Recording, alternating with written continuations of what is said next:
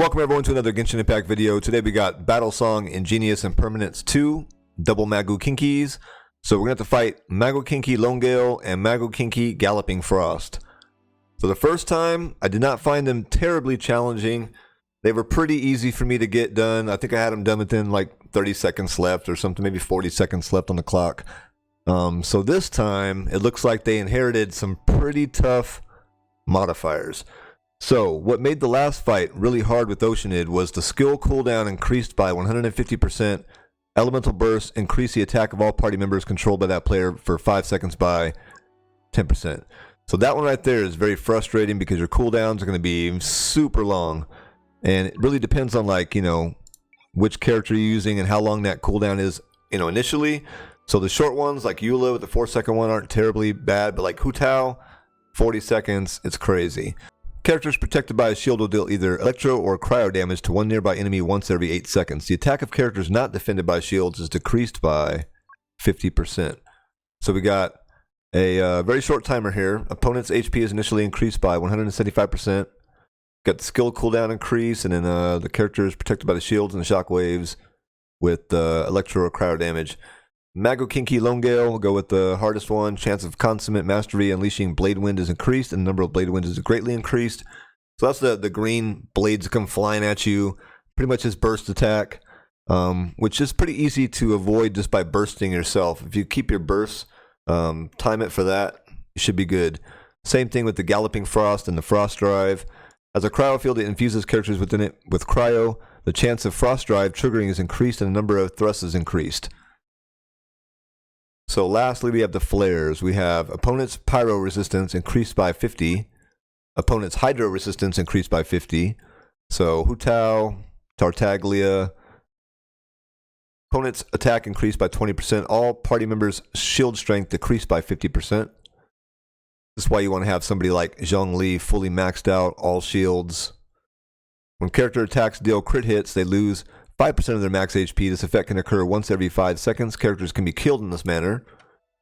So this was actually working to our benefit in the Oceanid fight. I'm not sure exactly how it will work in this one, but... Okay, yeah. When active character's HP is lower than 50%, attack is decreased by 25%.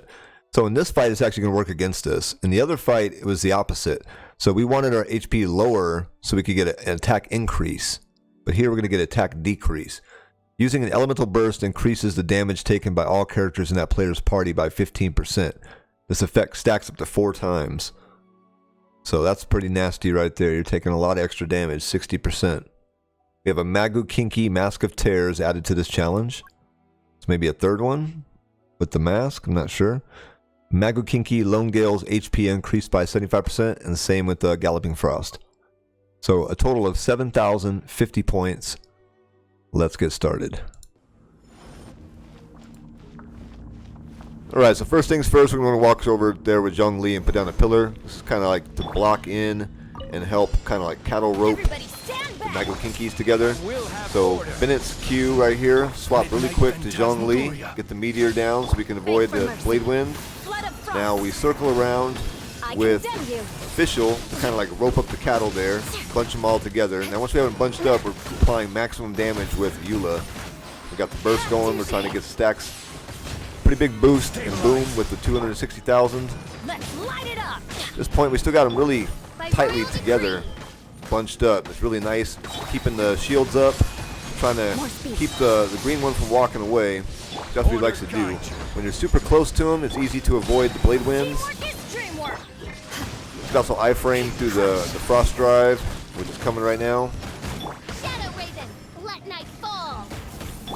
So just trying to keep the damage as high as possible, circling back around. Not the best at always iframing through all the attacks.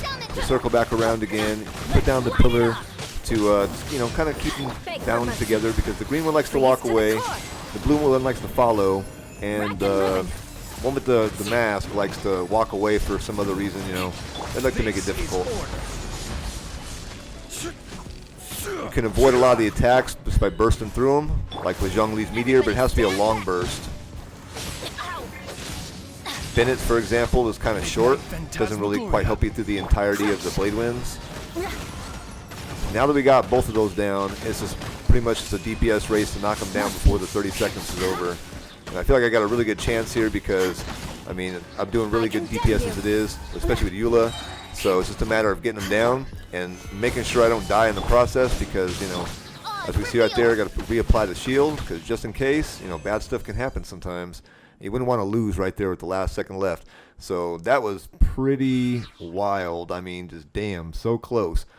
Timer almost ran out, but high score, max score, 7,050. We did it. Let's go. So hope you guys enjoyed the video. I'll see you guys in the next one. Day 7 is looking rough. Peace.